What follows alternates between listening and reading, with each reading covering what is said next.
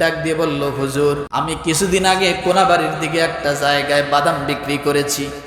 একটা মাদ্রাসার ছাত্র তাকে জানি 50 টাকার বাদাম নিয়ে দিল, কিন্তু ওই ছাত্রটা আমাকে 200 টাকার একটা নোট দিয়েছে, শুধু বাদাম নিয়ে দৌড় দিয়ে গেল আর বলল একটু পরে আসবো। কিন্তু আমি যতক্ষণ দাঁড়িয়েছিলাম আর আসলো না। আমি বড্ড পেরেশান হয়ে গেলাম। পরের দিন আবার গেলাম, এইভাবে কয়েকদিন গেলাম। ওই বাচ্চাটার 150 টাকা আমার পকেটের মধ্যে ঘুরে বেড়ায়, কিন্তু আমি বাচ্চাটাকে পাই না, দিতেও পারি না।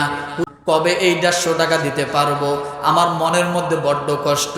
যখন ওখানে বাচ্চাটার দেখা পেলাম না, আজকে আমি এই মসজিদের সামনে একটা গরিব মানুষকে 150 টাকা দিয়ে দিলাম। হুজুর, এটা কি আমার জন্য ঠিক আছে কি না? একটা বাদামওয়ালার কত সততা, 150 টাকা তার হজম হলো না, আর গরিব দেশের গরিব মানুষের হাজার হাজার কোটি টাকা নিয়ে যায় বিদেশের মাটিতে বিলাসিতা করে মানুষের বাচ্চা না।